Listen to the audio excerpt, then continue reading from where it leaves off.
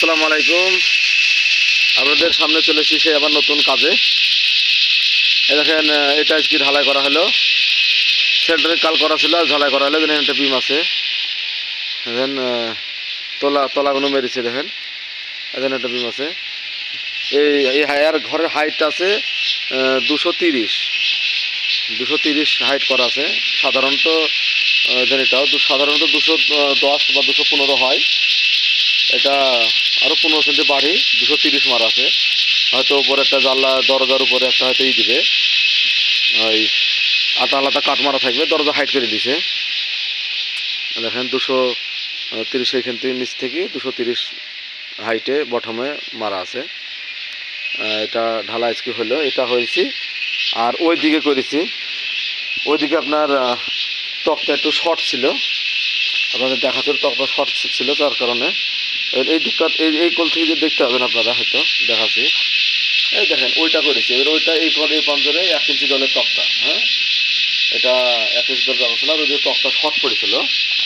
সেই তক্তা শর্ট পড়ার কারণে ওটা এখানে এই যে চিকন চিকন দেখতে পাচ্ছেন, এই তক্তা 1 সেন্টির যে প্লাইয়ের মতন যে তক্তাগুলো এগুলো দেওয়া ছিল, এখানে তক্তা ইয়াই জোর তার দিয়ে এখানে মেরেছি। এখানে জায়গায় জায়গায় বাড়ি গেছে। দেখেন এইখান থেকে বাটামটা একটু বড়ো দিয়েছি, কারণ এই গাঁথনির সাথে এখানে সাপোর্ট দেওয়ার মতন কিছু নাই। দেন এখানে সাপোর্ট ঠেল দেবো, ঠেল দিতে পারিনি। এখানে তক্তা ছিল, ঠেল দেওয়া হয়নি। একটা ঠেলটাও দিয়েছি এখানে বড়কের উপরে, এটা বড়ো ছিল অতিরিক্ত, দিয়ে বাটাম এভাবে মেরেছি। তো বাটাম মারার পরেও দেখেন এই 2 ফুট গ্যাপে বাটাম মেরেছি, তারপরেও ওই দেখেন ওইটি বাড়ি গেছে। হ্যাঁ, দেন ওখানে বাড়ি গেছে। তারপরে দেন এখানে একটুখানি ট্যাপসা হয়েছে। হ্যাঁ, তারপরে এগুলো বাড়ায়নি, গোড়াটা ভালোই আছে, বাড়ায়নি।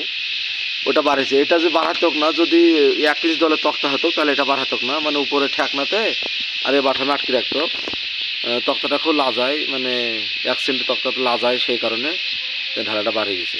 মানে এখানটা বাড়ি গেছে, এখানটা বাড়ি গেছে। এটা অবশ্য সমস্যা নেই, কিন্তু ওটা অনেকটা বাড়ি গেছে। ওটা প্রায় 1/2 ইঞ্চিরও উপরে বাড়ি গেছে, 1 ইঞ্চি পরে বাড়ি গেছে। ওটা তুলে দিতে হবে।